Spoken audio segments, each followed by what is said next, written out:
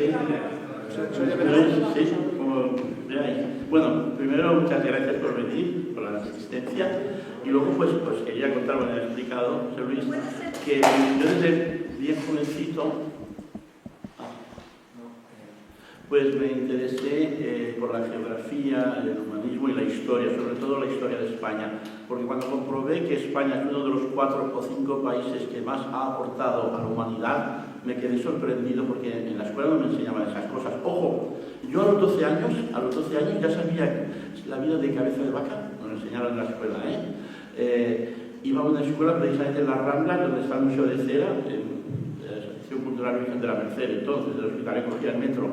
Y sabía también que Magallanes murió en Mactán, lo mató un indígena que se llamaba Lapu Lapu. Hoy, ¿quién sabe esto? Y yo lo sabía a los 12 años. Y tengo un libro de historia donde aparece. O sea, que lo puedo demostrar que a los 12 años yo tenía estos conocimientos. Entonces, claro, yo estudié sobre la historia de Soto y de varios viajeros más que... Sabéis que en Estados Unidos hemos estado más tiempo, en la mitad de los Estados Unidos, nosotros los españoles, que hoy los Estados Unidos de América. La isla de Trinidad y Tobago, Trinidad, estuvimos 300 años, independientes llevan 50 y los ingleses la poseyeron unos 100. O sea, la historia de España está tan relacionada con la de América, pero os quiero contar desde el principio. En mi libro, porque aquí lo cuento todo, describo 50 lugares. O sea, no solamente los 20 de Hispanoamérica, yo jamás diré ni Latinoamérica, ni nada por el estilo, eso es un invento francés para disminuir la importancia de España. Es Hispanoamérica, o en todo caso Iberoamérica, sí, incluimos también Brasil. Yo empecé por Europa, va en orden cronológico, empecé por Europa, pues fui a Malta, fui al Milanesado, y caminé parte en autobús, me hice el camino español hasta Flandes, por todos los lugares que iban nuestros soldados. En esos tiempos nuestra base estaba en Milán, en el castillo de Sforzo. Luego ya me fui a, visité también por supuesto Sicilia, Nápoles, todas las posesiones que hemos tenido en Europa. Después me fui a América. He de decir que es verdad que he dado 7 vueltas al mundo. Sí, y conozco los 193 países de las Naciones Unidas. Yo prefiero el micrófono. ¿No hace falta? Sí, vale, venga. Lo que dice como sí. Entonces, yo conozco ya todos los países de las Naciones Unidas. Empecé por los donde se habla el español, que son 19. Estados Unidos también se puede contar porque hay más millones de hispanoparlantes que en la propia España. En México es el número 1, ya 130 o 140. Entonces empecé por los hispanos y después por los demás. El último, que fue Somalia en el año 2003. Y entonces pude declarar, soy la 15ª persona... Ahora lo entiendo bien. ¿Se oye? ¿Hablo más despacio? Sí. El último país que conocí fue Somalia en el año 2003 y pude afirmar que ya había estado en todos los países registrados en las Naciones Unidas. Entonces quería seguir viajando porque para mí es una pasión viajar. Entonces volví a muchos países para conocer no solamente esos países en sí, que ya los conocía, sino todas sus regiones. Hoy puedo afirmar que he estado en los 50 estados de Estados Unidos, en las 34 divisiones de China, por supuesto en las 17 autonomías de España, en los 16 Länders de Alemania, en los 24 provincias de Argentina, etcétera, en todos.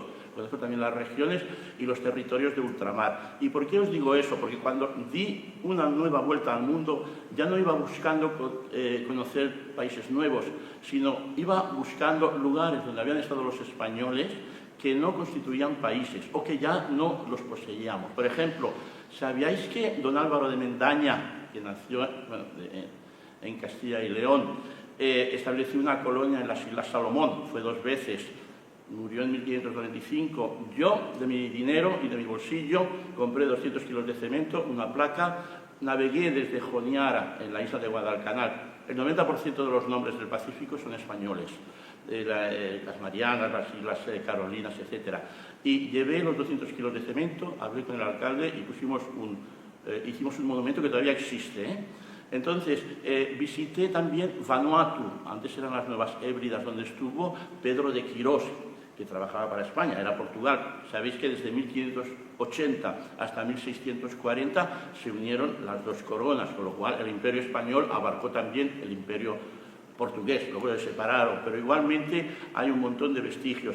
Poseímos la isla de Guam y las Marianas hasta 1898, cuando los Estados Unidos, con la excusa de falsa bandera, hubo un incendio en el Maine, en La Habana, y nos declararon la guerra, que ya la tenían prevista, y naturalmente nos vencieron. Bueno, hubo muchos tejemanejes, dicen que hasta traiciones, en fin. El hecho es de que perdimos nuestras últimas posesiones. Yo no digo colonias, porque fueron virreinatos, extensiones de España. Colonias fueron los ingleses, los franceses que iban a esquilmar, a saquear todo cuanto podían y llevárselo para su país en Europa. España no.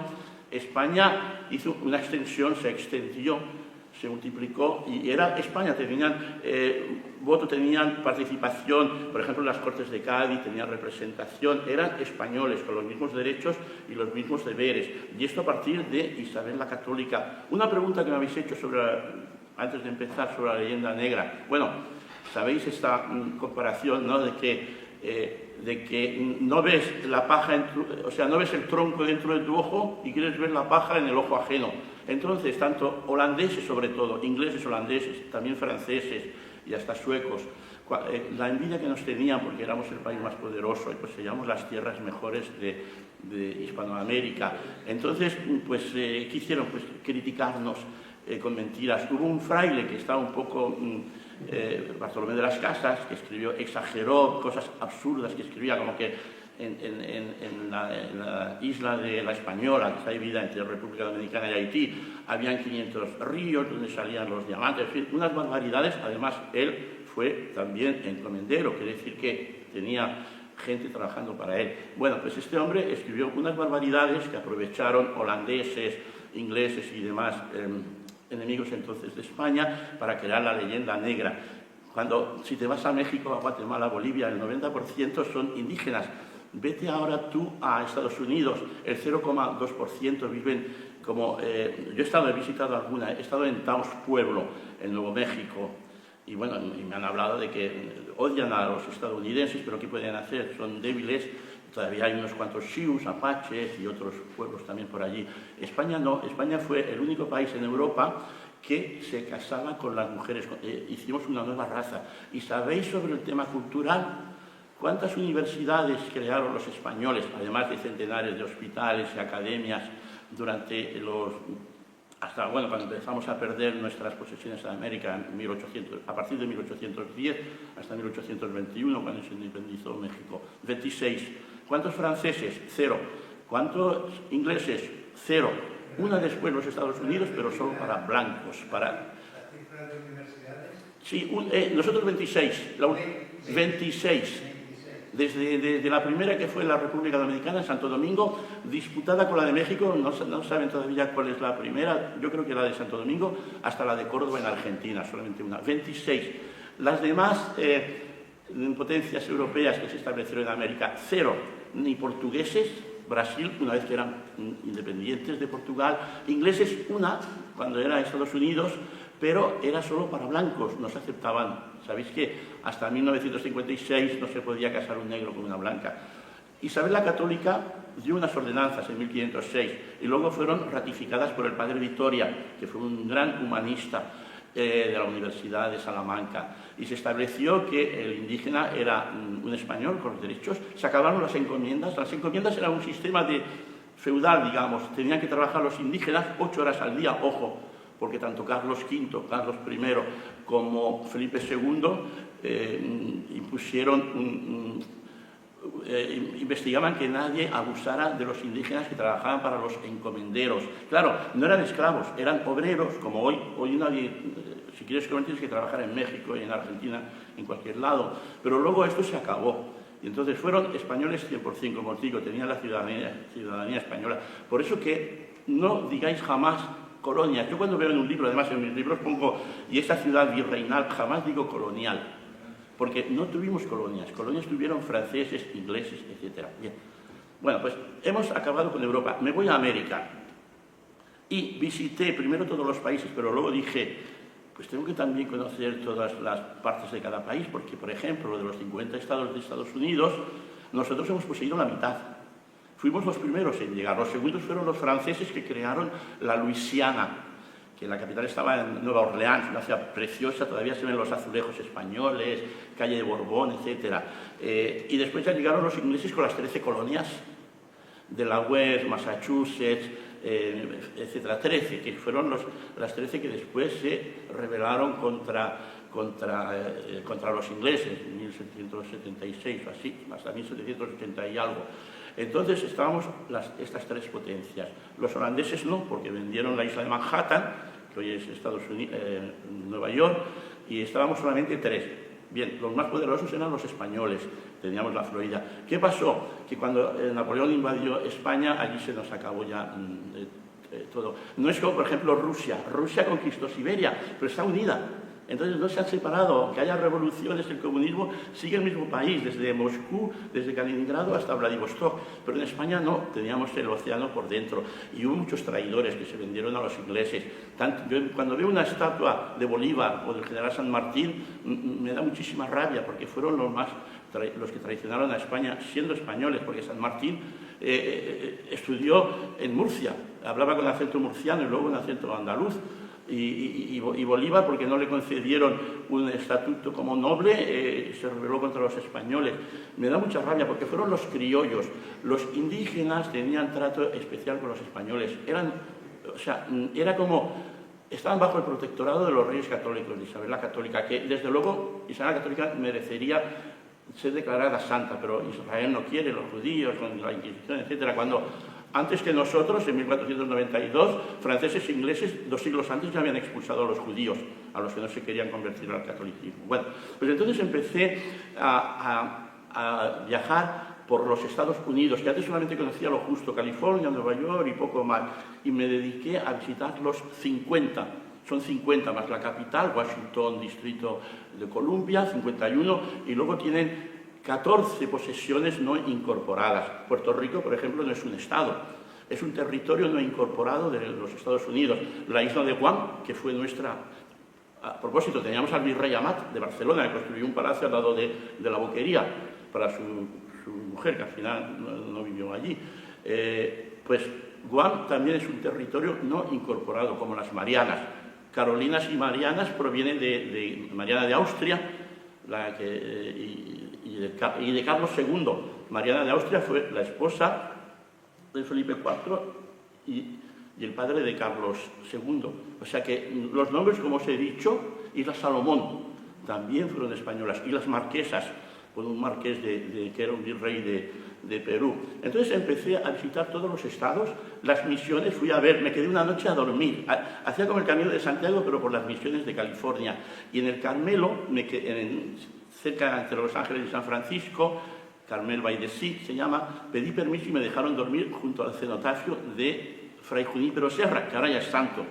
Tiene ahí un monumento y es el único español que está representado en el Capitolio de los Estados Unidos de América. Cada estado tiene 2 héroes, 2 personajes históricos que han contribuido al desarrollo y a la creación del país. Y uno es Fray Junípero Serra. Podríamos tener 2. Don Juan de Oñate, el último conquistador vasco, pero nacido, no hispano, nacido en México. Pero hubo quejas y al final no está. Pero este hombre también creó el camino real de tierra adentro, desde Santa Fe hasta Veracruz. Veracruz era uno de los 3 puntos. Veracruz, Cartagena de Indias y Portobelo, de donde se enviaba el 20 real. Ojo la leyenda negra. El 20 real, que luego fue un 10% y un 7%. Hoy también pagamos impuestos. ¿Cuánto es el IVA? 20 y pico, ya está en libros. Todo el mundo paga, los mexicanos pagan hoy. O sea, se cree que nos llevamos todo el oro. Era precisamente lo contrario. El 80% de la plata y del oro quedaba en América. Eran más esplendorosas las ciudades como Galún Potosí, Lima, por ejemplo, y México. Hubo un científico, Alexander von Humboldt, que escribió un libro, se le dio permiso, Carlos IV, para hacer un viaje científico por Sudamérica, y cuando llegó a México se quedó maravillado. Dijo, pero si aquí la vida, el nivel de vida y cómo vive la gente es muy superior a Londres, a Berlín o a París. ¿Por qué se iban los españoles allí? Porque era muchísimo más rico. O sea, el 80%, ¿por qué creéis que hay en la organización UNESCO hay unas 40 ciudades de Hispanoamérica que están incluidas? Desde Guanajuato, Salvador de Allende, Cartagena de Indias, que es una de las más bonitas, porque ese 80% que luego fue el 90%, porque lo disminuimos, dijimos, vamos a pedir menos. Lo que pasa es que aquí nos lo gastamos en las guerras en Europa, que es una pena, porque España podría haber prosperado de haber sido más pacifista, pero bueno, el 80 y el 90% quedaba allí. O sea, cuando a mí un mexicano me dice, sí, nos robabais el oro, pero ¿qué dices? Si se quedaba aquí el 80%, se pagaban los impuestos, porque claro, nosotros llevamos pues, el mercurio para obtener el oro, todo el material, pues es como ahora está la compañía, no sé si es sueca o inglesa, la Río Tinto minera allí en Andalucía, pues también se llevan el 20% de lo que sea, es un trato universal normal. O sea que no llevamos el oro, llevamos lo que le pertenecía a la corona. Y entonces salían de 3 puertos.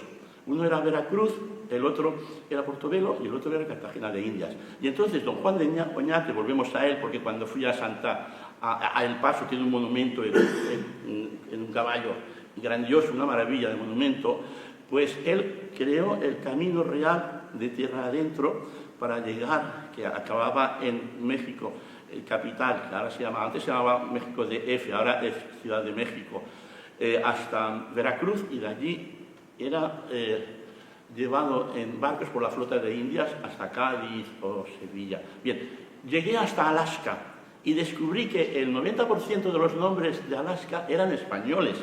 Hoy quedan un 10 o un 15%. Revillagigedo, la ciudad de Córdoba, lo que ellos la escriben con V en lugar de con B. Hay varias ciudades porque hubo un conflicto, la crisis de Nootka, en la isla de Vancouver, que estuve, me quedé una semana visitando los vestigios españoles, no quedan, había un fuerte y con 4 ya no existe, no hay nada.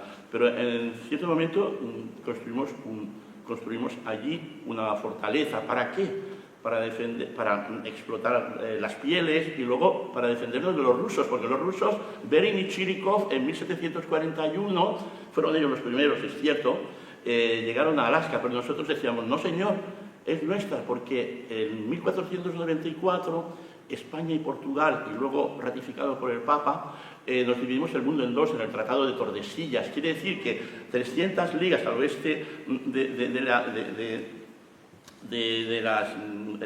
o sea, entraba también Brasil, de Madeira y de las Islas Azores, era para Portugal. Y luego todo lo demás era nuestro. Entonces, basándonos en este tratado, era una idea quijotesca, porque hablamos del siglo XVIII, XIX, cuando ese tratado fue de 1494, pero España todavía lo mantenía, una idea, somos Quijotes todos los españoles. Pues entonces nosotros nos defendíamos de los rusos, pero claro, les dejamos porque ellos construyeron ahí ciudades, además evangelizaron a los nativos. Hay una ciudad preciosa que se llama Sitka, con una catedral ortodoxa. La gente todavía es cristiana ortodoxa, los indígenas.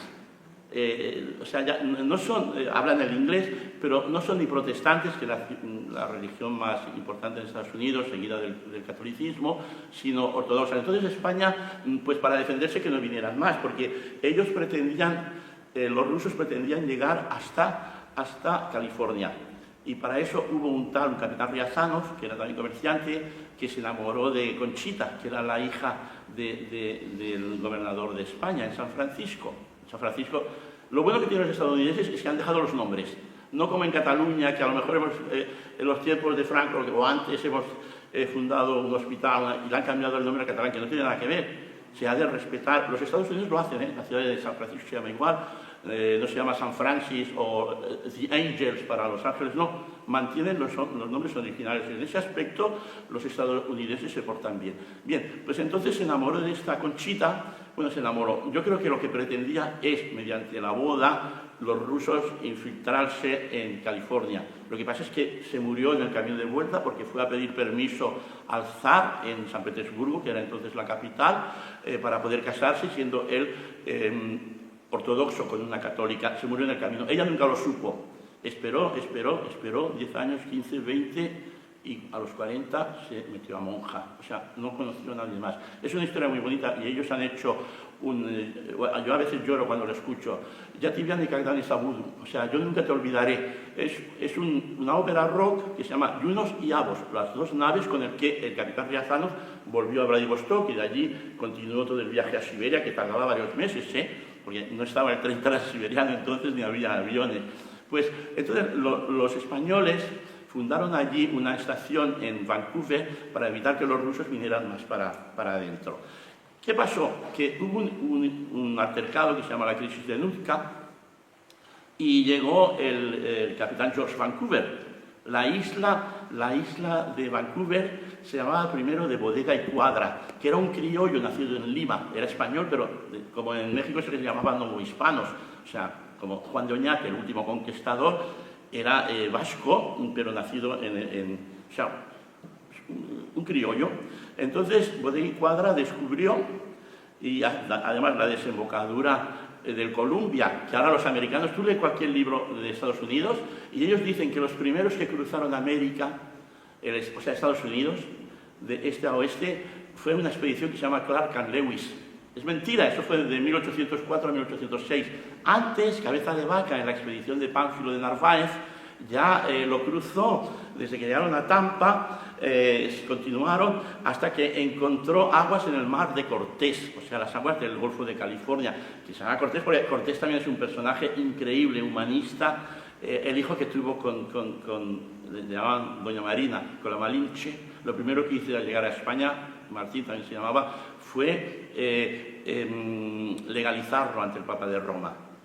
Cabeza de Vaca también. Cabeza de Vaca, de la expedición de Pánfilo de Narváez, salieron 300 y pico, llegaron cuatro solamente. Uno de ellos era marroquí, Estebanico, que dicen que fue el primer africano que llegó a América. 4, con harapos, habían tenido que trabajar de todo, los habían esclavizado, se había hecho curandero Cabeza de Vaca. Álvar Núñez Cabeza de Vaca, de Jerez de la Frontera. Fui a ver su monumento, Jerez de la Frontera. O sea, fui a ver todos los monumentos, los lugares donde han nacido los grandes exploradores. Se puede decir conquistador, pero no en un sentido peyorativo, sino en un sentido positivo, un explorador, porque si no hubiera habido exploradores seguiríamos viviendo en las cuevas o en los árboles en África, ¿no? Hay gente con una iniciativa que quieren explorar el mundo y eso fueron nuestra gente, que algunos o muchos naturalmente también buscaban oro y lo promovían los reyes para encontrar, para poder financiar esas expediciones se necesitaba también los metales como el oro y la plata, pero ya os digo que el 80% se quedaban allí. Bueno, pues de Alaska continué por todos los estados hasta que acabé los 50. No me quedé contento, fui a Oceanía.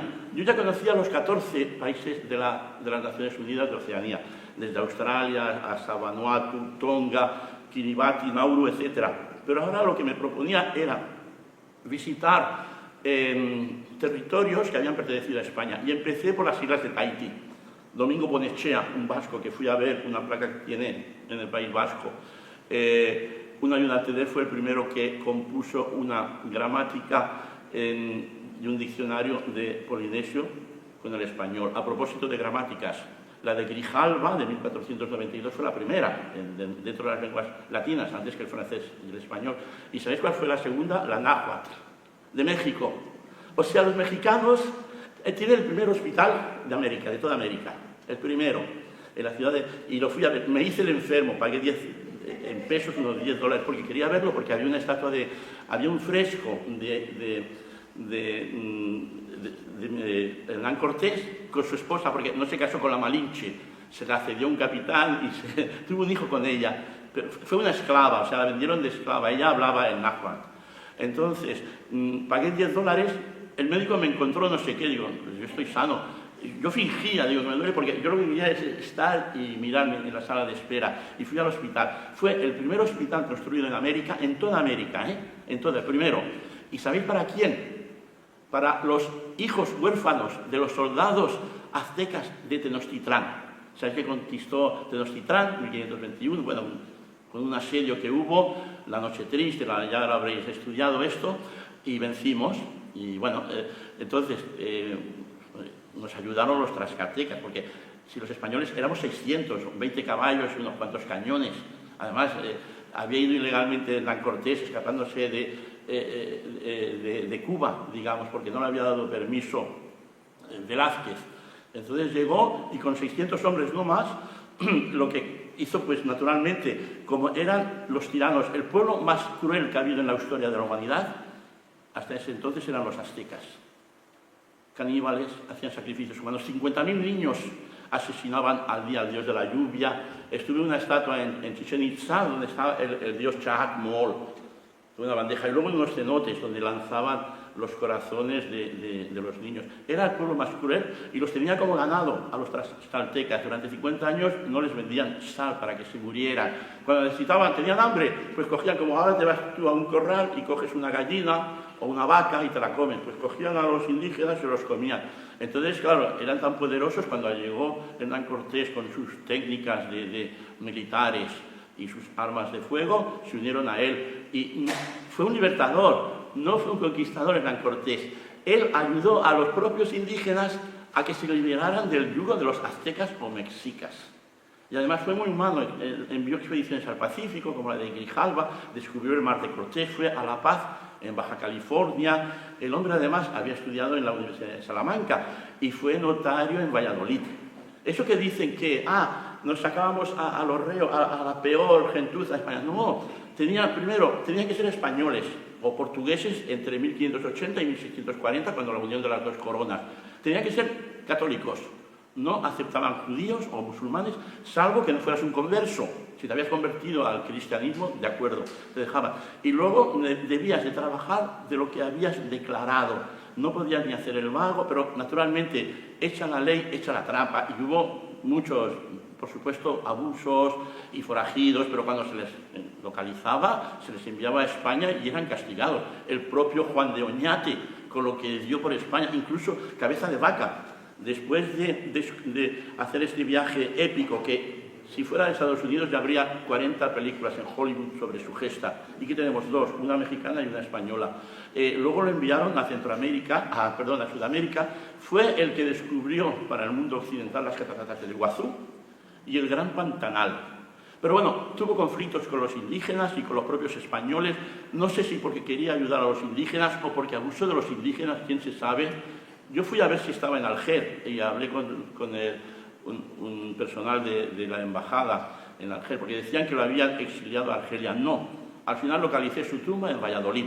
Murió en un cenobio, en un monasterio, como prior, Cabeza de Vaca. O sea, esos personajes teníamos. ¿Sabéis que Miguel de Cervantes solicitó ir a América 2 veces y le negaron la salida? ¿Por qué? Porque tenía problemas con la justicia. O sea que eso de que iban lo peorcito de las cárceles y eso, no es verdad. Eran los ingleses eso, o los franceses. Españoles no, tenían que pasar como, no un examen, pero unas pruebas, y tenías que tener una profesión, tenías que ser católico, bueno, un montón de condiciones. O sea que es mentira. Esa leyenda negra, como os digo, que partió a partir del fraile loco, que yo le llamo, aunque allí le respetan mucho.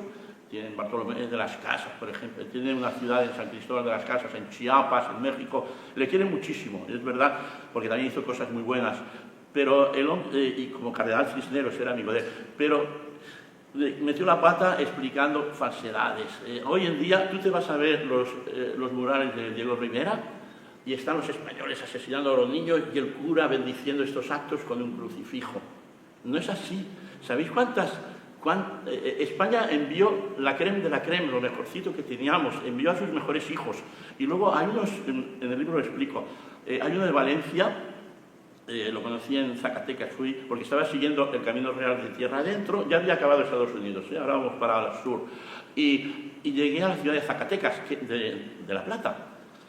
A propósito, esa plata se exportaba con el galeón de Manila a China, porque los chinos hacían sus monedas y era la plata más pura del mundo. Ellos nos enviaban porcelana, seda, se llama galeón de Manila porque allí era un ferry que llegaba pues, de Nagasaki, de Japón, de Guangzhou, Cantón, y allí se intercambiaba, todo era el centro, pero los productos no eran de Manila. Solamente el mantón de Manila no era de Manila, era de China. Entonces ellos querían plata y nosotros llevábamos miel de Castilla, cerámicas, estas cosas. O sea que fue un intercambio. Entonces había un galeón que se llamaba el galeón de Manila, que zarpaba 2 veces al año, hacía una escala en Guam y de allí se iba al puerto de Acapulco. Y después por mula se llevaba todos los productos hasta Acapulco, hasta Veracruz, para allí embarcarse en la flota de Indias. Bien, pues al pasar por Zacatecas me enteré de la historia del monje valenciano que hizo tanto por los pueblos.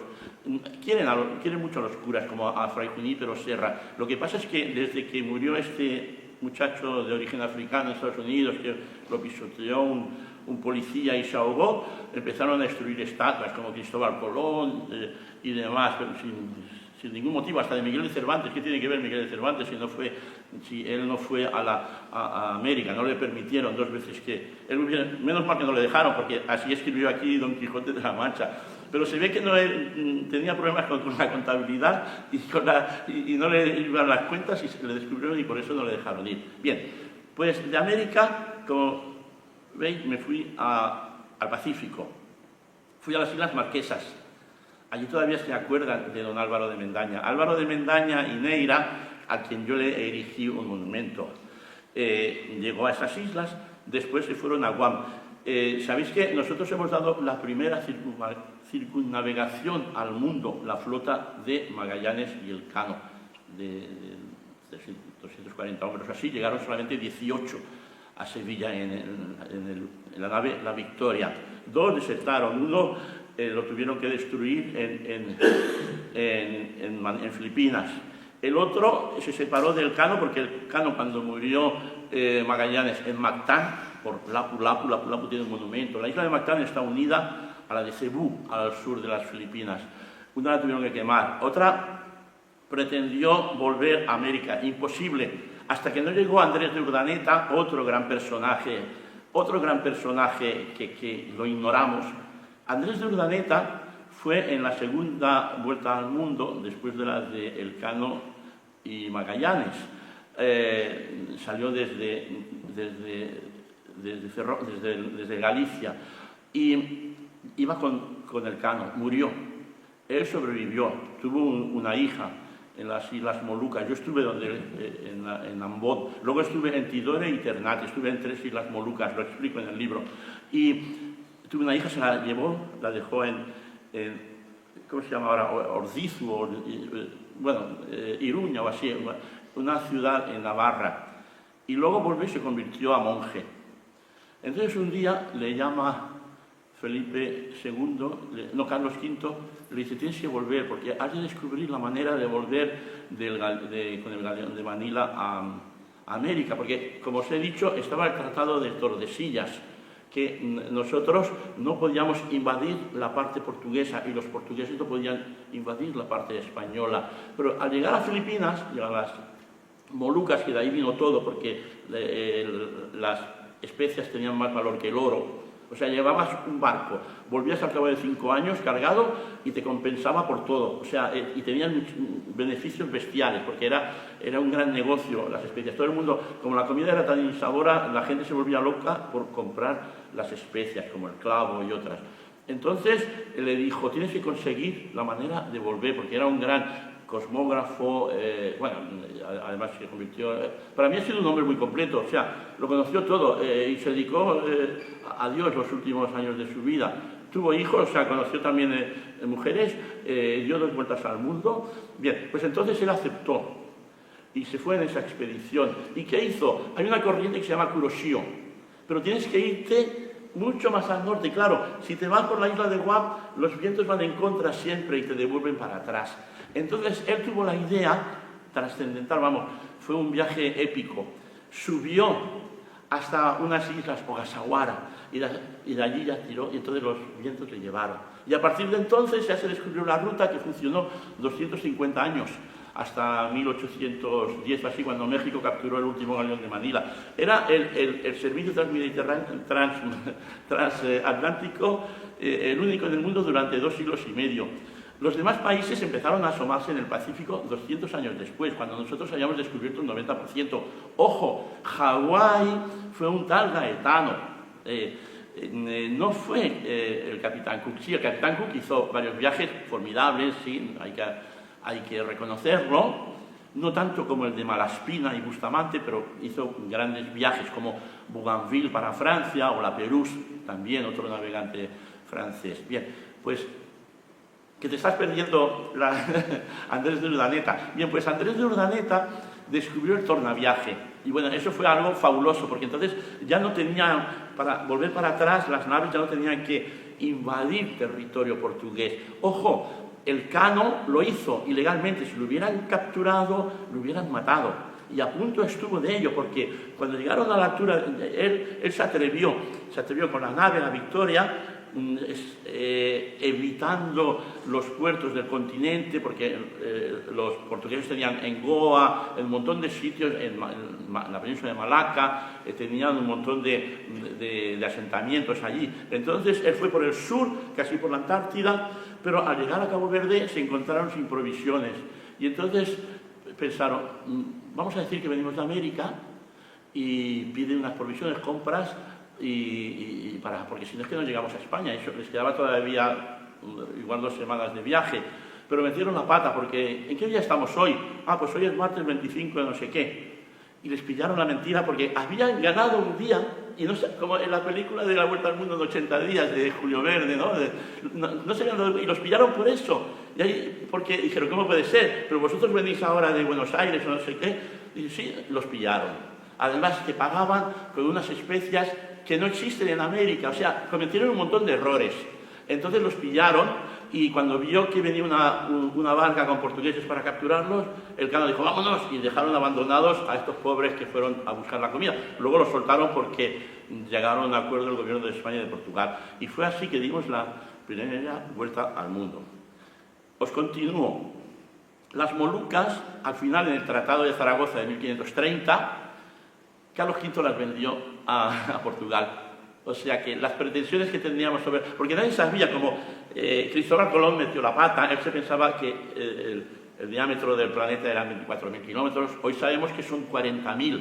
Entonces pensaba, tenía traductores de japonés, de chino. Él se murió sin saber que había descubierto un nuevo continente.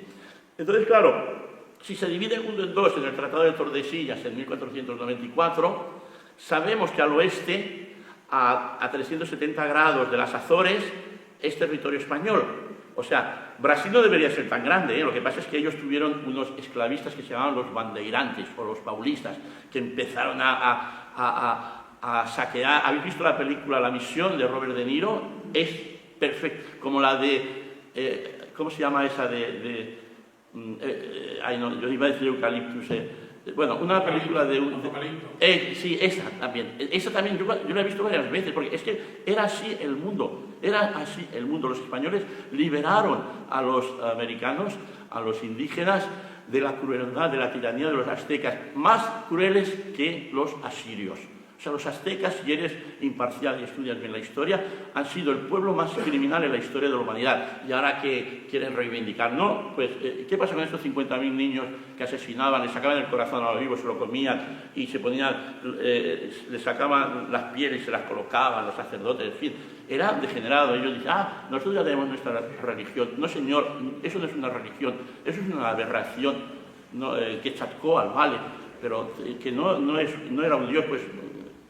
Jesucristo lo primero que dijo es ama a tu prójimo, ama incluso a tu enemigo. O sea, no era una religión. Bien, pues entonces lo que hicieron los españoles fue algo inédito, que ya os he dicho al principio. Ha sido una de los cuatro países que más ha aportado a la humanidad. Y mira los resultados. El español es hoy la segunda lengua más hablada del mundo, vía materna, más que el inglés, después del chino. Y bueno, y va a más, en Estados Unidos ya es cooficial en varios estados. Y en un futuro, como han tenido muchos hijos, será la primera. O sea, bueno, me falta África.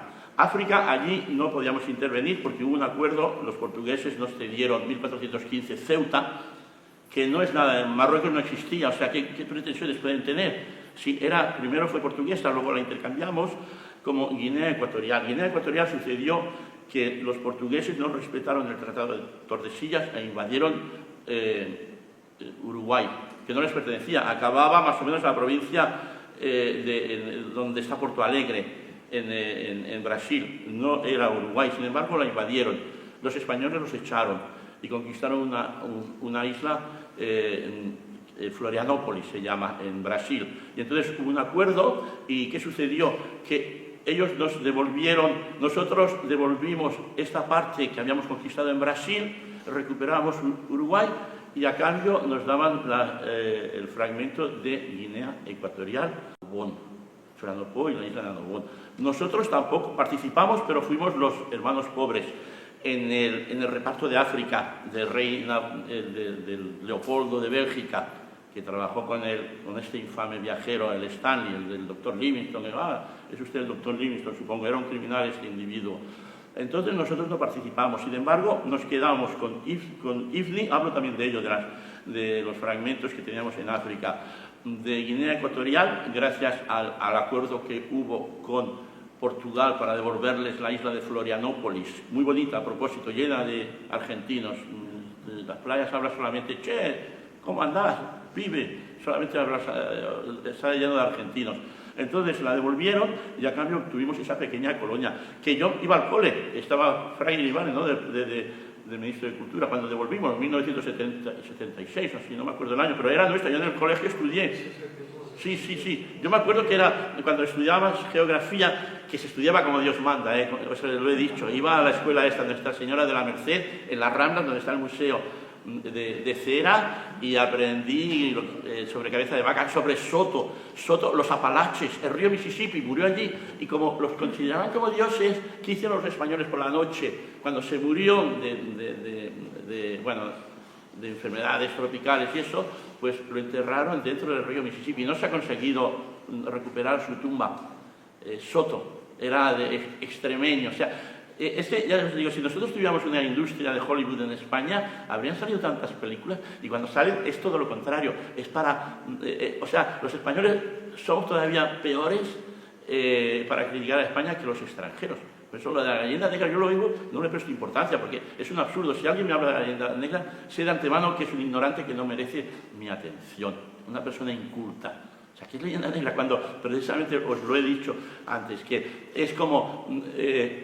no querer ver la paja en el ojo ajeno y no ver el tronco en tu ojo. Es lo mismo.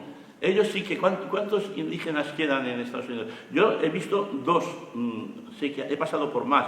Una en Dakota del Norte. En Dakota del Norte hay un 5% de indígenas, y la otra fue en Taos Pueblo, en Santa Fe. Hay que ir a Taos y de allí caminando, haciendo autostop, no hay otra manera, no hay autobuses, y me quedé varias horas en Taos Pueblo, que es Patrimonio de la Humanidad de la UNESCO. Y me lo contaban hasta los propios indígenas, en inglés, claro. Ya no llevan plumas, esto también es verdad, ya no, salvo para alguna ceremonia, visten a la moda normal, tienen móvil, van con motos guapísimas, o sea, se han adaptado, pero no aprecian a los estadounidenses. A mí me ha pasado en Nunavut, estuve una vez en la isla de Baffin, que es la quinta más grande del mundo. Canadá, hice un viaje a Canadá por las provincias del sur, y luego el otro fui al Yukon, a los territorios del noroeste. También fui a Terranova, que estuvieron los vascos, los pescadores, y pasé una semana entera en la isla de Baffin. Y estaba en un sitio económico de viajeros de tránsito, lo más económico, porque allí las uvas hasta las vendían por unidades. Un plátano igual te costaba $10. Algo exagerado, claro. Es el norte, ¿no? Los inuits, no les llames esquimales, que quiere decir comedores de carne, y no les gusta. Entonces estuve con ellos una semana, mientras se celebraba las fiestas del solsticio de verano. El 24 de junio, bueno, allí una alegría. Entonces sí que se ponían, bueno, no plumas, otras cosas, y tocaban un instrumento dentro de la boca, en fin, esas cosas. Entonces al principio nadie me quería hablar. Hola, hello, en inglés, claro, todos hablan su idioma, el inuit, que está emparentado con algunas lenguas de Siberia, hasta que un día dije que yo era español. Pensaba, México. Digo, no, en Europa. No, yo no soy emigrante, mi familia no tuvieron necesidad de emigrar, ellos vivían allí normal y se quedaron en Europa. O cambió la cosa completamente. Sí, porque los que vinieron muertos de hambre de Europa nos quitaron nuestras tierras, mataron a nuestra gente. No solo eso, en 1900 secuestraron a todos los niños para occidentalizarlos. Hubo abusos sexuales, hubo palizas. Los niños, después de ese periodo, que por suerte no fue muy largo, se emborrachaban o se suicidaban o cometían delitos y se acababan en la cárcel. Un desastre. Lo hicieron australianos, estadounidenses y canadienses y rusos. Estas cuatro. Así que llegaron a un acuerdo y dijeron vamos a occidentalizar a los niños para que... y en Australia, en la isla de Tasmania, 100% mataron a todos. Y hoy los pobres aborígenes quedan 4 gatos. O sea que yo cuando alguien me habla de la leyenda negra ya sé que es un individuo que no merece en absoluto mi atención, que es un completo ignorante, por no decir palabras peores. Bueno, pues en la isla de Iqaluit, se llama la capital, en la isla de Baffin, cuando les dije que era español de España, que mis antepasados no venían de Europa, ya empezaron todos a hablarme, hasta a coquetear con las chicas. Bueno, entonces tenía unos 40 años así, ¿no? No como ahora gordito y septuagenario. Entonces, pues hasta coqueteaba con ellas y cenábamos juntos. Me tomaba una simpatía, vamos, cambió la cosa como de la noche al día. ¿Por qué? Porque no descendía de los hambrientos y criminales europeos que habían ido a invadir. A nosotros de pequeñitos nos ponen las películas, Davy Crockett. Davy Crockett era un bandido. Cuando estuve en el Álamo, en San Antonio, lo primero que hice fue visitar el Álamo, una misión. Nos ponen a Davy Crockett, el John Wayne, todos estos, que yo entonces le llamaba John Wayne, como héroes, que eran criminales, bandidos, traficaban con esclavos. O sea, que lo que han hecho las películas, que los pobres, en las caravanas, les disparaban los indios flechas, y ellos se defendían. No, iban a invadir sus tierras, a asesinarlos. ¿Sabéis dónde hubo más matanzas también? Y esto se omite, en Argentina y Chile. Una vez que los españoles nos fuimos de allí, 1820 por ejemplo, o 15, cada país un año distinto, ya no respetaron los acuerdos que teníamos nosotros con los indígenas, con los patagones, los ponas, y entonces hubo un tal argentino, se llamaba Argentino Roca, un presidente de Argentina, que inició la conquista del indio, la conquista del desierto, para asesinar a todos los mapuches y araucanos que vivían. Sobrevivieron unos cuantos, se los llevaron a la costa encadenados, caminando por el desierto. Muchos murieron de una isla que hay en el Río de la Plata, entre Uruguay. Ah, los charrúas, esto cuando dicen, oh, el jugador de fútbol es un charrúa, no sé qué, pero si los asesinaron a todos. Hubo una batalla que se llama Sal si puedes, y asesinaron al 100% a todos esta etnia. Los españoles no, que nosotros teníamos acuerdos y eran ciudadanos españoles. O sea que es precisamente lo contrario. Los mexicanos lo mismo. Sabéis que, Jerónimo hablaba español y era católico. Jerónimo, apache, ¿no? Pues en una ciudad, de casualidad, porque además del puerto de Acapulco, yo iba siguiendo todos los sitios que tenían relación con la historia de España. Y no solamente el barco iba a Acapulco, el galeón de Manila, sino que había otro puerto también que se llama San Blas. ¿Habéis oído esa canción de la mujer de San Blas, la novia que espera al marido? Bueno, hay una estatua dedicada a ella, una historia verdadera. Entonces fui allí y me contaron la historia de que los indígenas de la zona de Zacatecas, precisamente, de Sonora, que siempre se rebelaron incluso contra los españoles, el gobierno independiente de México los cogió, los esclavizó, los envió a recolectar la caña en el Yucatán, murieron casi la mayoría, los hacinaban en trenes, casi nadie sobrevivió. O sea, los propios indígenas asesinaban a sus propios indígenas.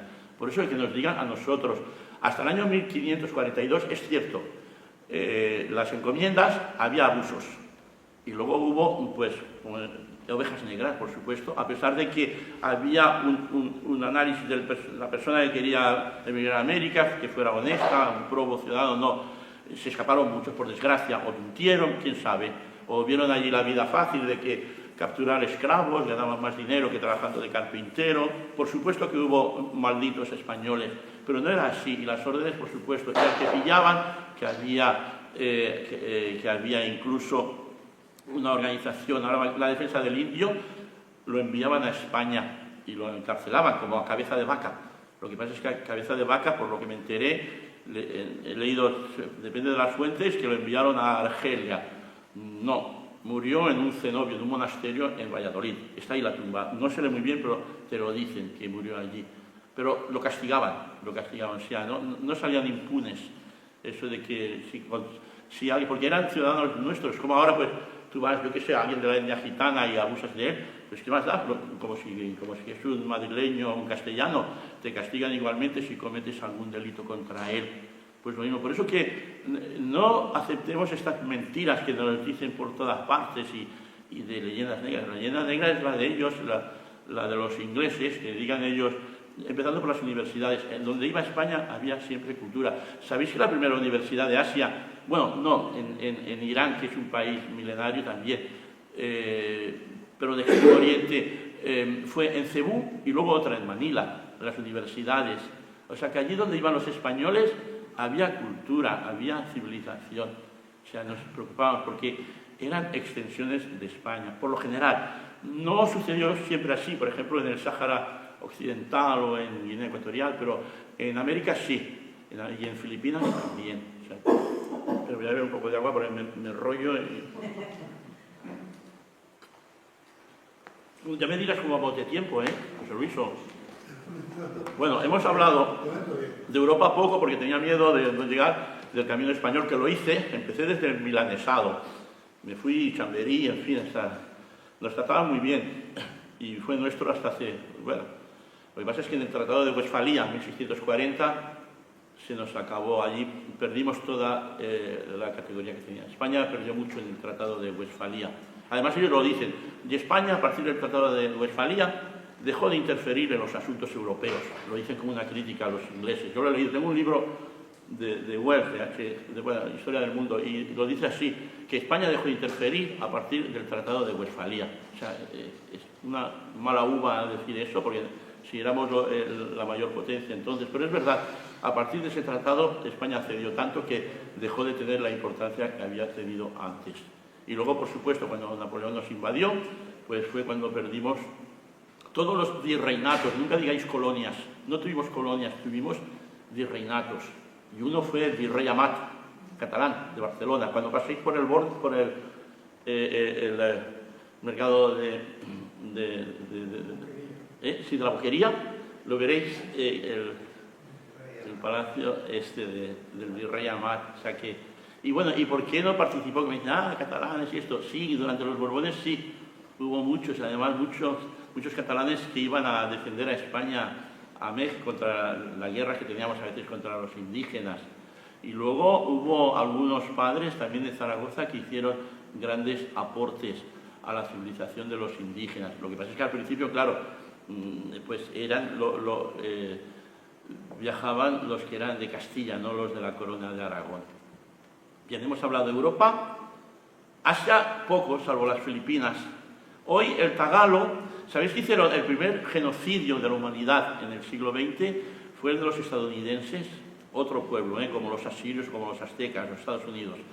El gobierno, no la gente, he conocido a gente maravillosa. Yo diferencio entre las gentes y el gobierno. El primer genocidio del siglo XX fue el que practicaron los estadounidenses contra los filipinos. 1 millón de personas, casi todos, el 90% civiles, y sobre todo el que hablaba español. Quisieron exterminar la lengua española. Por eso hoy, pues, a pesar de que estuvimos, fíjate, desde 1540 o así, en Filipinas, se habla solamente en Cavite, precisamente, y en un par de sitios quedan muy pocos españoles puros. Lo entiende mucha gente porque hasta el presidente Marcos estudiaba en la universidad. Ahora no, ahora es opcional, el que quiere, pero todos prefieren el inglés. El inglés es el más generalizado y el que entiende más todo el mundo. Pero allí eliminaron todo vestigio de español, incluso metieron protestantes para evitar que la gente fuera católica. Sin embargo, el 60% del tagalo proviene del español. Lo primero, ¿cómo está acá? ¿Cómo está usted? O a la 1, a las 2, a las 3, cucharita. Todas palabras que ellos no tenían las dicen en español. A mí me gusta jugar al ajedrez en la Luneta, en la plaza de José Rizal, que no lo debimos de haber ejecutado al hombre, un médico y un sabio, hablaba y decía, delicado caballo, o sea, cuidado con el caballo, y lo pronunciaban igual, caballo, lo que pasa tipo argentino. Entonces, en Filipinas, como hubo este genocidio, sobre todo contra todo lo hispano de Estados Unidos, pues hoy no se habla español. Se entiende porque ya os digo que el tagalo contiene un 60%. No solo el tagalo, el chamorro, que es la lengua autóctona de las Marianas y en Guam, también es un 60 o 70. Luego está el papiamento en en Curazao, Aruba y Bonaire. Son 3 islitas. Los Países Bajos tienen 6 posesiones en el Caribe, que son... San Martín está dividida en 2, entre Francia y Holanda, o Países Bajos. Luego tiene Saba, San Eustaquio, y luego las islas ABC, Aruba, Bonaire y Curazao.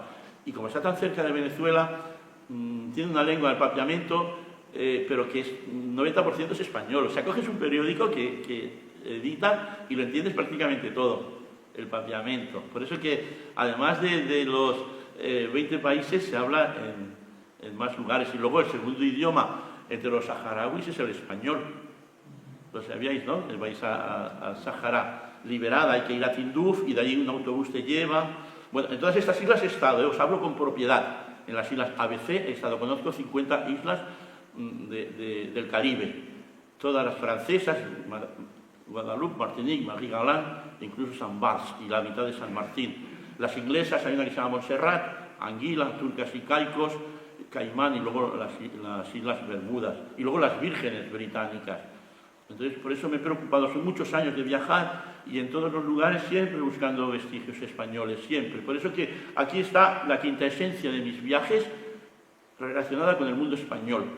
Tengo otros libros, pero a lo mejor sobre África, sobre otros países, sobre Asia, etc. Pero sobre el imperio español, aquí está la quinta esencia de lo que he podido aprender in situ. O sea, tú puedes ir a una biblioteca, puedes ser una rata de biblioteca y leer, estar ahí medio año y hacer anotaciones. No es lo mismo, eso es historia vivida. He estado yo en cada lugar y hablo con propiedad de los sitios, con las personas que he hablado, o he ido a este museo, o he descubierto otra cosa, o he erigido un monumento. Nadie me ha dado las gracias, ¿eh? Yo digo, nadie. He erigido un monumento a un personaje olvidado, don Álvaro de Mendaña y Neira, por mi cuenta y mi dinero. Y ahí está todavía, porque hace poco hay una persona, la averigué de casualidad, porque no sé, buscaba una foto y me aparece, todavía está, y yo lo erigí en el año 1991. O sea que ya lleva 34 años, y ahí está mi placa, que en español, y además le dimos una misa de requiem, convencí a un padre, a un cura irlandés, y vino conmigo. Y yo hablé en español, porque ¿para qué voy a hablar en inglés? Además, ellos hablan una lengua que se llama el pidgin, que es medio inglés, es como un dialecto, pero bueno, todo el mundo conoce el inglés también allí, porque están muy influenciados por Australia. Bueno, pues por eso os quiero decir que lo vendo a 15 euros, ¿eh? No, si alguno me lo quiere comprar, verá que hay mucha información que no la encontraréis en un solo tomo, en ningún sitio, porque nadie ha ido a todos estos sitios. Me he informado, he buscado quién ha estado, que va, como mucho ha ido algunos de América, pero primero te gastas un pastón. Lo que pasa es que es mi pasión y a mí no me importa. Yo ni me gusta el fútbol, ni tengo coche, ni bebo, ni voy al bingo, ni nada de esto. Entonces, todo mi dinero es mi único... A mí me encantaría escuchar eso. Sí. Lo que usted ha hecho, no la historia que lo podemos, como usted dice, leer hasta en internet, Sí. sino qué es lo que hace usted cuando viaja, cómo lo hace. Es decir, que nos explique lo suyo. En los primeros años viajaba en autostop. Y dormía en albergues de juventud, youth hostel. Tenía un saco de dormir y no siempre. Si me pillaba la noche en un aeropuerto o un puerto, ¿para qué voy a coger un taxi? Los taxis estaban prohibidos, salvo en algún caso de necesidad, nunca he cogido taxis. Pues dormía allí mismo, bueno, ducharme. ¿Cuándo empezó? ¿Cuándo empezó? Empecé a los 18. Estuve 2 años en Europa para conocer idiomas. Aprendí francés e inglés. Y un poco de ruso, porque yo quería aprender los 6 de las oficiales de trabajo de las Naciones Unidas. Con el chino mandarín me defiendo bastante. Árabe no tanto, porque la desventaja de los países árabes, primero, es muy diferente el árabe de Marruecos que el de Siria. Si hablas como en el Corán, sí, pero nadie habla como en el Corán. El más popular es el de Egipto, porque en Egipto hay una especie de Hollywood de películas en árabe, y todo el mundo se ha familiarizado con el acento de Egipto. Pero los demás los he llegado a hablar. En chino igual conozco unos 200 caracteres, no muy bien, pero con 200 caracteres para preguntar por dónde dormir, dónde comer, el transporte, es suficiente. ¿Cuándo fue después? Sí, este fue el primero, 2 años. Tuve que volver a hacer la mili en San Javier, en Murcia. La hice en Murcia, en aviación. Luego ya comenzó mi primera vuelta al mundo, que duró... ¿Cómo la hizo? Pues con poco dinero, trabajaba sobre la marcha. Compré un billete en el tren transiberiano porque no me dejaron, duró 1001 días, lo conté por casualidad un día y salieron 1000 más uno que gané, porque yo lo gané, no lo perdí cuando di la vuelta al mundo. Los cuentos, llegué un día de Navidad para darle una sorpresa a mis padres, 1001 días, como en los cuentos de Scheherazade.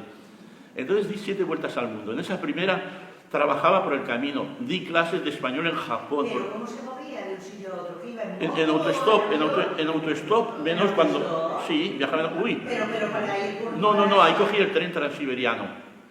El tren volé a Moscú. Sí, volé a Moscú. Donde era inevitable volaba. O iban a, porque, claro, por eso. Sí, cogí el tren transiberiano. Yo evito el avión siempre que puedo. De Vladivostok fui en un barco a Yokohama, trabajé. Luego me intereso también por las religiones. Fui monje zen en un monasterio durante unos meses. Sí. He estado con los derviches meflevis, con los sufíes en Bukhara. Me gustan todas las religiones. De todas extraigo conocimientos que me ayudan a mejorar. ¿Siempre viajas solo? Sí. Bueno, a veces conozco a alguien por el camino y tenemos el mismo destino y durante una semana o 2 hemos viajado juntos, pero por lo general solo, porque te encuentras pocos viajeros, todos son turistas que van 2 semanas a un sitio y vuelven. Yo, como ha dicho Jesús Luis, compro el billete de ida, no sé cuándo volveré. En este caso fueron 3 años, 1001 días, en otros ha sido 1 año, en otros he vuelto antes, a los 8 meses, por ejemplo en África, porque contraje el paludismo en Costa de Marfil. Luego me abrieron por no dar una propina en el Chad. Un soldado me hizo una grieta con la pistola, me la tuvieron que coser las monjas japonesas en la ciudad de N'Djamena, la capital de Chad. Luego perdí un poco, ahora ya oigo mejor. Se me metieron unos bichitos en un barco, en un dhow, en un barco de vela, en el río Rovuma, entre Mozambique y Tanzania. 3 días sufriendo, lloraba, me supuraba, y cogí un bolígrafo Bic y maté a los bichos. Me dejaron de molestar, pero perdí un poco la capacidad. El teléfono lo cojo con la derecha, ahora ya no, ya he mejorado. Fui a una médica, cuando llegué a Nairobi, una mujer india, una médica me ayudó y ahora ya normal, pero hubo un tiempo que no oía. Volví antes porque se me acabó el dinero, me robaron. Bueno, África es el continente donde más padeces si viajas en plan mochilero, como era mi caso. Luego en los viajes últimos ya no, porque con 60 años no te vas a poner a hacer autostop. Cuando eres un jovencito, 20añero, pues casi bien a todo el mundo te llevan, pero luego ya no. Entonces tenía más dinero. Con la experiencia que obtuve de viajar, me hice guía turístico y creaba circuitos en las agencias de viaje. Entonces yo mismo, es más, me pagaba, por ejemplo, me pagaron a Madagascar, toma este dinero y hazme un circuito y lo traes, y luego lo vendían al Yemen, y tuvo éxito. Creé uno que se llamaba Etiopía para viajeros, cuando nadie iba a Etiopía, cuando en la televisión se veían a los niños con las panzas. Bueno, y entonces yo propongo un viaje Etiopía para viajeros. ¡Qué éxito! Luego lo copiaron otras agencias. Yo fui el primero que propuso. Luego salió una de Madrid, otras de Barcelona, y los llevaba a la Libela a ver las iglesias en piedra, en fin, a ver a las tribus de los Homo, que se ponen el labio inferior, en fin. El Arca de la Alianza, que casi lo descubro. Hay una iglesia que se llama Aksum, en Aksum, Santa María de Sion, y dicen que ahí está el Arca de la Alianza. Salté una tapia, bueno, era más ágil, tenía 30 y pico años así. Llegué, y cuando llego en el último momento, una mano poderosa: ¿a dónde vas, osado? Perdón, sí que me echó, sí, era el monje que cuidaba, que hasta que no se muera no le da derecho a otro a ver ese arca. Yo a punto estuve, por lo menos he llegado más lejos que nadie, porque otros lo intentan, dicen que te pueden deportar del país. Conmigo yo me hice el inocente, excuse me, en inglés, ¿en qué voy a hablar? No hablo el tigriña ni el amhárico. Entonces me dejó, me persiguió con la vista al hombre, y hasta que no dejé la iglesia no me quitó la vista de encima. ¿Y has finalizado ya sus viajes por el mundo? Sí, porque ahora tengo una familia y un niño de 10 años. Vivo en Siberia, en Siberia la mitad del año. Ahora en mayo viene, los voy a buscar, nos quedaremos aquí unos meses y luego nos vamos otra vez para allá, a Siberia. Bueno, es mi destino. Tengo mi familia, mi esposa, estamos casados legalmente, ella tiene el NIE y mi hijo es español 100%, tiene pasaporte y DNI. Entonces, bueno, ya está, mi etapa viajera ha acabado. Ahora la he trascendido y ahora tengo otra etapa, la de padre de familia, cuidar de mi familia. Y bueno, de escribir libros, porque las experiencias que he adquirido pues las quiero plasmar, porque escribo los libros como a mí me hubiera gustado leerlos.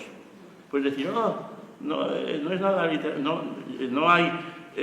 no verás una lectura emperifollada con palabras que no se usan. No, hablo como estoy ahora hablando aquí. Entonces es simple, directo, entonces bueno, se van vendiendo como este. Y tengo ahora uno sobre 99 cenobios, porque he sido monje en las mayores religiones de la humanidad.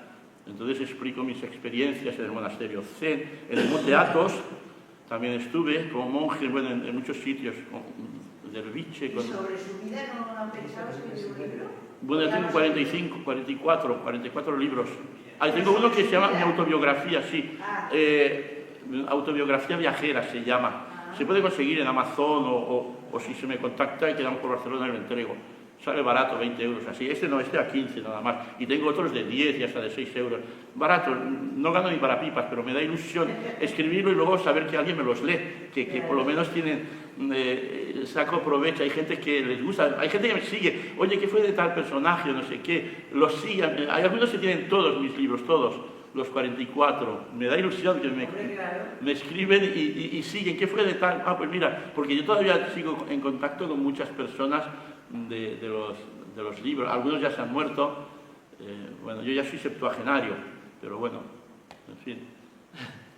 Sí, dime. Yo quería, en primer lugar, darle las infinitas gracias por ser quizá el explorador más magnífico, comparable a un Humboldt.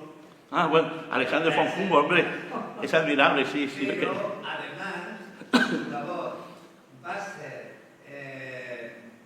digamos, profetizo, que va a ser tan, digamos, buena y expansiva de la idea del españolismo americano, es decir, del hispanismo, que en estos momentos está moviendo a tanta gente porque vemos que la geopolítica actual es un desastre y los posibles BRICS, que le llaman ahora la superación del bipartidismo de la Segunda Guerra Mundial, Estados Unidos, Rusia, pues nos tiene hasta las narices y ahora pues, parece ser que vamos a una situación multipolar y uno de esos polos puede ser el hispanismo, los 500, 600 millones de hablantes. Y usted nos ha dado la semilla para que hurguemos. Claro, gracias, sí. Precisamente en todo ese hispanismo oculto que tratan de borrar y que precisamente a partir de los nombres de ciudades, de los nombres geográficos, es como más se mantienen las palabras y más indeformables son. Perduran los nombres de las ciudades, de ese millar quizás de ciudades creadas por un puñado de españoles. Más de 1000 ciudades. ¿Sabes que la primera ciudad estadounidense, San Agustín, fue fundada en Florida? Por una persona, Avilés, Menéndez de Avilés. Y la primera capital de estado, Santa Fe, es española, 1610. O sea, 1565. O sea, los estadounidenses, antes de que llegaran en el Mayflower los padres peregrinos, 1620, España ya había, ¿qué palabra? Civilizado, no quiere decir colonizado, civilizado, porque nosotros no teníamos colonias. Es que la mitad de los Estados Unidos. Si fuimos a lo largo de 3 siglos entre 100.000 y 200 o 250.000 personas, cuando si comparamos con los ingleses, han ido 20 millones de personas, han colonizado el mundo. Claro, sí. Nosotros éramos 4 gatos, pero nos mezclamos. ¿Cómo íbamos a robarles? ¿Cómo íbamos a matarles? Al contrario, Hernán Cortés fue un libertador. Sí, exactamente. Sí. El padre de las casas decía que un soldado español mataba a 100.000. Ese le llaman el fraile loco. Le llaman el fraile loco. ¿Pero qué pasaba? ¿Que mataba 3%? decía que en la isla de... Sí, tantas barbaridades, además se fue encomendador también, o sea que, ¿por qué critica? ¿Saben cuál es el origen de esto? Sí, sí. Que tuvo un amante, era homosexual, tuvo un amante indígena y después se separaron a los 4 días y se pasó buscándolo toda la vida. Esa es una de las explicaciones. Sí, sí, no. Que han dado de la... Le llaman... sí, lo que pasa, lo adoran en México, ¿eh? El padre de las casas buscaba a su amante indígena y de ahí su amor a los indígenas. Los indígenas eran santos. Bueno, eso no lo había oído. No habían hecho nada, no tenían aspiraciones, no eran egoístas, no eran nada, eran santos. En cambio, los españoles y los... Bueno, ¿qué tal? Bien, ¿no? Si hay preguntas ahora. Al final, mira, hemos puesto el mapa en vano, porque os quería mostrar, porque ¿quién sabe de vosotros dónde está la isla de Pitcairn o la isla de Ibaoa? Sí, os lo quería poner, ¿no? Pero no ha sido necesario. Bueno, pasamos ya si caso turno. Sí, si hay alguna pregunta, o si alguien me quiere comprar el libro a 15 euros, más barato que en Marruecos. Turno de palabras. Le preguntas solamente una cosa. Lo de insólita, ¿por qué geografía insólita? ¿Perdón? Geografía insólita. Bueno, yo di otro título a la editorial. El señor Pimentel me lo leyó, que era del PP. Me llama un día, yo estaba en correo. Hola, que soy Manuel Pimentel, no sé qué. He leído su libro, me ha gustado, se lo vamos a publicar. Y dije, muchas gracias. Se lo leyó y luego tiene un vídeo que habla muy bien de él. Yo le di otro título, no sé si era La Vuelta al Mundo o La Vuelta al Mundo en búsqueda de vestigios españoles o algo así. Me lo cambiaron y me han puesto Geografía Insólita. ¿Por qué? Porque, no me explico, hay mucha gente que no sabe que hemos estado en Alaska. Y mira que hay ciudades que se llaman Córdoba, Revillagigedo, Bodega y Cuadra, etcétera. Y no lo saben los propios españoles. Cuando yo a los 12 años ya lo sabía, cómo ha degenerado el nacionalismo y demás, pero cómo ha degenerado la educación. Yo era más culto a los 12 años que ahora un adulto a los 30. De verdad, ya, tengo todavía mi libreta, era horizontal, teníamos un profesor de historia y de geografía, hacíamos los dibujos y tengo un mapa de Estados Unidos, Filipinas, y ahí Soto, Cabeza de Vaca, bueno, varios. Ha cambiado, es una pena, pero es así.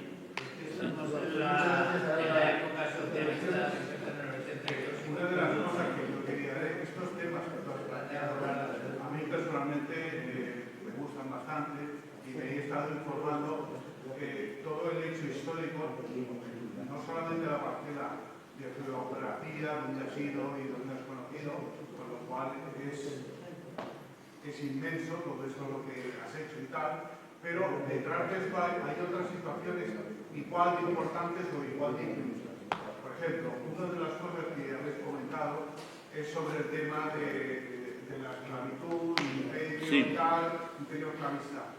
A ver, por lo que yo he estado estudiando y leyendo y tal, no es así.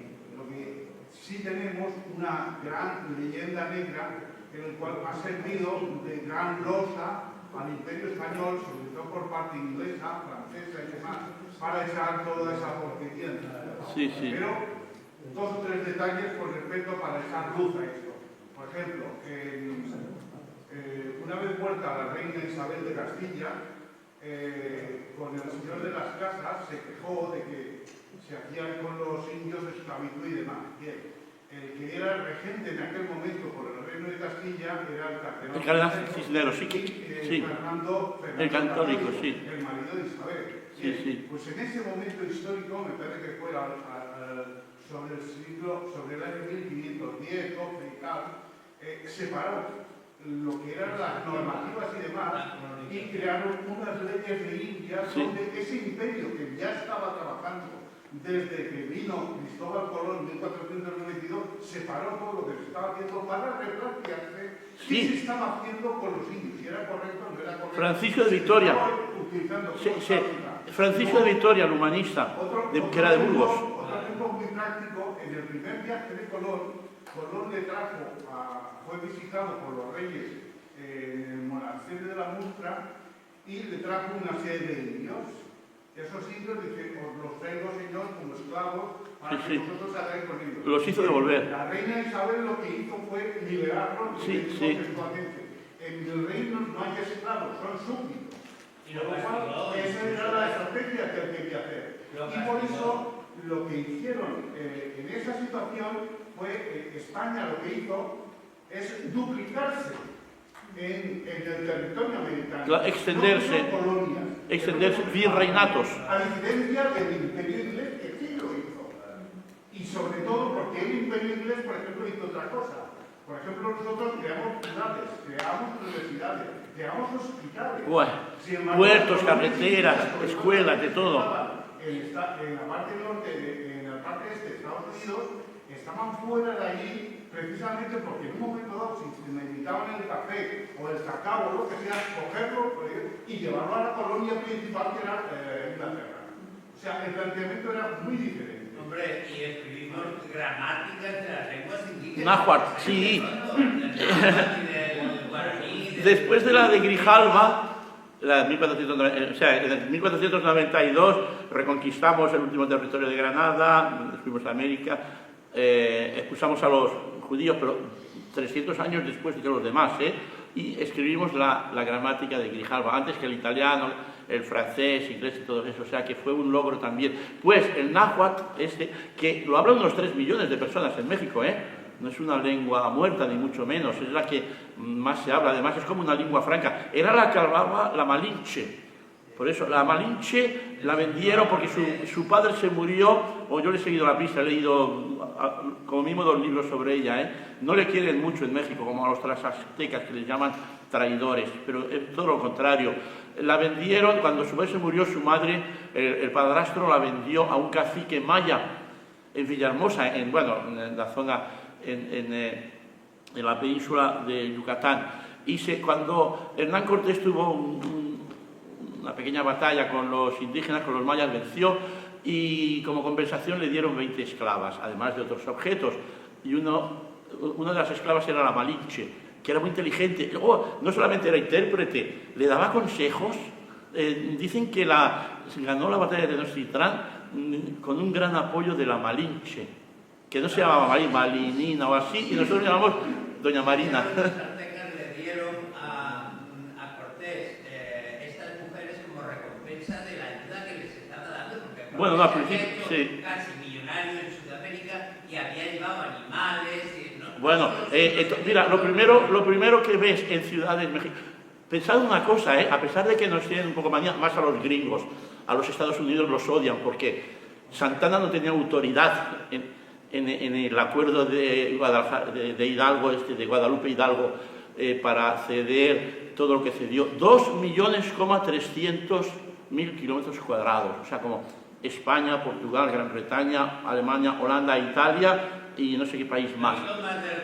Más, sí, y porque no quisieron más, porque decían, no invadimos más porque ¿para qué tantos indios? Que se queden los indios, porque había indios, eran todos indios, el 90%, como en Bolivia, en Perú, Guatemala, no en Argentina, ahí la inmigración italiana, croata y demás es distinto, pero no tenía la autoridad para acceder, fue a punta de pistola que firmó el general Santana. Entonces odian a los Estados Unidos. A nosotros nos llaman gachupines, bueno, pero bueno, a veces es casi simpático, a mí no me molesta. Pero sí, les odian mucho a ellos por esto, porque les arrebataron, fíjate, de 13 colonias pequeñitas, 13, Massachusetts, Delaware, Virginia, Carolina del Norte, 13 pequeñas. De pronto compran a Napoleón toda la Luisiana, unos 2 millones. A nosotros nos obligaron a venderles Florida, que no nos lo han pagado, jamás nos han pagado Florida. O sea, no sé si eran 5 millones de dólares en oro, no lo han pagado jamás. A los rusos sí que le pagaron 7 millones por Alaska, a los rusos le pagaron Alaska. En Florida, que Sí. es una cosa española muy buena, es que todavía hoy no agradecen los indígenas, la población nativa. Sí, Y es que como eran ciudadanos libres, en el tratado de cesión de la Florida, España hizo constar que los nativos seguían siendo siempre libres, ciudadanos libres. claro. Y es el único lugar donde no existen las Indias. ¿Sabéis que durante la guerra civil, bueno, de la secesión muchos negros iban al sur a los sitios españoles porque allí no eran esclavos. Bien, os decía, de 13 pequeñas colonias compraron Luisiana, Napoleón, 1803. 1803, las tuvimos nosotros unos 40 años, la Luisiana, si vas a Nueva Orleans, una ciudad preciosa, hay que navegar con los barcos de vapor, esos antiguos, por el Mississippi. Luego nos obligaron a venderles la Florida. Luego a los mexicanos les arrebataron 2.300.000. Luego, en 1898, nos declararon una guerra de falsa bandera para quedarse con Puerto Rico, Cuba, en 1903 la devolvieron, pero Filipinas, donde cometieron el primer genocidio de la humanidad. Es que Estados Unidos es un país negro, o sea, después de aztecas y asirios, el más criminal en la historia de la humanidad, O sea, no a Elvis Presley, Marilyn Monroe, Disneylandia, no, eso son máscaras, pero en el fondo... Los ingleses, que fueron los primigenios, sí. ¿Cómo es? Anglosajones, sí. que poblaron América, pues han sido los peores. También, sí, sí. No hemos contado las historias que pasaron. Y todavía hoy no sé de manera. Bueno, pues ¿qué hicieron? Luego compraron Hawái, compraron a los rusos. De personas muertas por la locura. Sí. Por cuestión de tiempo. Bueno, pues ya está. Digamos, esto está concluido, que hay un tiempo también para preguntas, ¿no? Para preguntas. Y sí. supongo que entre los que han estado... Bueno, os acabo con cómo se convirtió en el gran poder. Luego compró Hawái, se anexionó Samoa. Para eso está la Asociación de Historiadores de Cataluña, Erodecavite, para justamente divulgar y dar todo esto. Y en cada cosa, pues realmente aparecen sus preguntas y se agradecería mucho pues sus preguntas para dar también paso a todo el que tenga alguna duda, alguna cosa de lo que has expuesto. A ver, adelante. Una pregunta. ¿Conocen en la revista Salir al Aire? Sí. No. Yo estoy aquí por ahí, por eso. Pues Salir al Aire, yo estoy colaborando en ella, escribiendo sobre temas de humanidad y llevo como 15 artículos sobre la hispanidad. Y es muy interesante porque estamos recopilando todo lo que es el tema de la hispanidad, que está borrado por nuestras propias universidades socialistas que odian a España y están extendiendo la leyenda negra y el nosotros los mismos, sí. Ahora los indígenas resulta que eran los mártires y eso no lo dicen Estados Unidos, que los exterminaron y no hay ni uno en su territorio. Hombre, en nuestros territorios. Ni en Australia. Y los millones que mató Winston Churchill era un criminal. En la India, en Bengala. Viviendo con ellos durante 300 años. Sí, sí. Sí, A ver, una pregunta que me hace. bueno, recuerden, salir al aire, es muy fácil. Espera, que me van a hacer una pregunta. Por curiosidad, ¿has mencionado que estuvo en el Monte Athos? Sí, estuve en el Monte. Si no me equivoco, hasta principios de los años 2000 tenían una prohibición a los catalanes para acceder allí. Bueno, más que nada mi curiosidad, no sé si fue con eso o mencionó no, fue la venganza catalana con Andrónico, perdieron ayer de Estambul. ¿Y cómo se vengaron? Asesinando a los monjes indefensos y robándoles todo el oro y lo trajeron al puerto de Barcelona. No lo han perdonado. ¿Pero usted cuando fue allí? No, yo español, yo no digo. Yo he nacido de casualidad en Hospitalet de Llobregat, pero soy español y orgulloso de ser español. Si me preguntan de dónde, pues en todo caso aragonés, porque mi familia viene de Murcia por parte de mi padre y de Aragón por parte de mi madre y también de Carrión de los Condes. O sea que yo de catalán cero, es que además ni lo hablo, lo entiendo, es bonito, un idioma más entre los 8.000 que existen, pero hablo el español y me considero solo español. Pero si me hacen afinar más de dónde, pues bueno, pues de la corona de Aragón. Y de ahí no bajo, de la corona de Aragón. No pongo más la lupa, aragonés y ya está. Porque es verdad, era de la corona de Aragón. Sí. Vale, gracias. Pues sí, estuve 10 días y estuve en un monasterio donde colaboraba con los monjes. Claro, participaba en todas las misas, me despertaba con ellos, comía con ellos y hacía misa. Había un peruano, pero se había ido a Atenas y no lo pude conocer. Pero bueno, en inglés te defiendes bien con ellos porque yo no hablo el griego. Hablo ruso, entonces cuando estuve en San Panteleimón pude hablar con los... porque hay uno que es ruso, hay 17 griegos, luego hay un búlgaro, luego el otro serbio, en fin. Entonces quería visitar los 20, pero al final solo visité 10, me marché. Y lo lamento, tenía que haberme quedado 20 días, pero me faltaron 10 por conocer. Pero conocí los mejores, el Magisto Labra, San Panteleimón, el mejor, y bueno, y varios más. Dionisios, lo pasé muy bien. En Dionisios tuve un monje que se cuidaba de mí y me daba... bueno, hay una oración que, la de Señor, ten piedad de mi alma, por ejemplo, ¿no? Que la repiten constantemente, pero me aconsejó leer la Filocalia y luego el peregrino ruso, y lo tengo en casa. Y luego otro libro, adiós, gracias por venir, otro libro de Abacus, que lo mataron en Arian Mar, en Venecia, y fui a ver su tumba donde lo quemaron vivo. En 1654 el patriarca Nikon cambió las normas de la ortodoxia y hubieron unos monjes que no estaban de acuerdo y crearon los viejos creyentes, y están en Alaska porque Beniaminov, un obispo, introdujo, cuando Alaska era de Rusia, introdujo el cristianismo ortodoxo, y hasta allí llegaron los viejos creyentes. Se santiguan distintos, o sea, en fin, unas cosas, además comen sus platos, no, ellos jamás comerían en un restaurante, tienen que ser sus cubiertos, sus platos, etc. Sí. Bueno, pues me enseñaron cosas sobre ellos en ese monasterio. Por eso que aprendí cosas que es lo que plasmo en mis libros, porque tú lees un libro en Monte Athos y ¿quién ha tenido esta experiencia? Te dan 4 días máximo. Yo estuve 10, podía haberme quedado 20, hoy lo lamento. Por algo especial a mí me dieron 20. Pero bueno, en Tesalónica.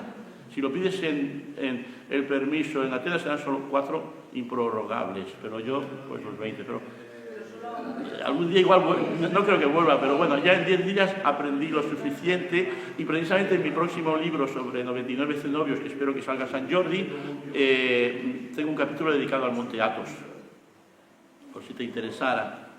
La experiencia de alguien que ha vivido allí. Jorge, sí. ¿Sabes lo que me parece más magnífico de tu conferencia? Bueno, que me ha gustado mucho, y tengo aquí una bibliografía amplia, es que no cerramos nada, sino que esto nos abre a querer saber más. Y para saber más, pues hay libros, hay que escuchar, hay que relacionarse también con las asociaciones como esta de Héroes de Cavite, o también Héroes de Cataluña. Que hace mucho por España. Entonces, lo bueno es que abres camino, y entonces no cerramos, pero porque claro, no habrá como vamos a cerrar tantísima historia, ¿no? Ni tantísima geografía, que por cierto, al final no me has hecho uso del mapa. Bueno. Ya dije, buscándote, me dijiste que era un mapa grande. Sí, porque yo esperaba, pues, ¿dónde queda? Yo qué sé. Y te pude conseguir Vanuatu o Tuvalu, y no todo el mundo lo sabe. Sabemos dónde queda Alemania o México. Bueno, pero eso está en el libro, ¿no? Sí, todo. Es que hay mapas y hay fotografías. Entonces, en los mapas ya aparecen. Ya lo veremos. Sí, en el mapa. Y me hubiese gustado, pues eso. Pero afortunadamente no ha terminado la cosa, ¿no? Que sigue. Porque también has estado en la isla de Pascua. Sí. Hay una foto de la isla de Pascua. Bueno, ¿sabéis que la descubrió Roggeveen el día de Pascua, de Semana Santa, un neerlandés? Pero el segundo fue Felipe, pero mató a indios. Llegó el capitán Cook, mató, fue la Perús también. Y fue Felipe González. No el que pensáis el presidente del PSOE, eso no. Se llamaba Felipe González de Aedo. Y estuvo allí, hizo amistad con los indígenas y confeccionó el primer mapa triangular de Pascua. Me quedé una semana porque esa era la escala, o sea, los aviones salían desde Santiago de Chile y luego continuaban a Tahití. Y explico mi semana. Ha sido como una actualización de aquel espíritu que llevó a tantos a explorar, porque te has metido hasta en Afganistán. Sí, bueno. Siempre digo que a mí si hubiera nacido en el siglo XVI, yo habría emigrado a América, habría cogido el galeón de Manila, no a buscar oro, sino simplemente a conocer a sus gentes. A mí me hubiera gustado ser un explorador del siglo XVI. Sí. Tiene también un libro que es Geografía Infinita o algo así. Bueno, tengo 45, ahora sí. Me molesté en buscarte la bibliografía, y era algo así como, aparte de que de todas formas parece ser que no te olvides de que al final tu viaje más fabuloso, el Camino de Santiago, ¿no? Sí, sí. Bueno, Bueno, es que ya os digo que he sido monje en tantas religiones, a mí me ha ayudado mucho, pero tienes que hacerlo en solitario y meditativo, y entonces ves magia en el camino, el murmullo del viento cuando sale el sol, el canto de los pájaros, te emocionas. Y luego yo iba a la misa y me confesaba y hacía el signo, no, confesarme no, perdón, comulgaba a veces sí, pero hacía siempre el signo de la cruz y compraba un cirio. Y yo iba a todas las misas, o sea, lo hice como Dios manda, ese camino. A pie no hice trampas, hay algunos que para evitar la zona industrial de Burgos o de León cogen un autobús, no, yo todo a pie.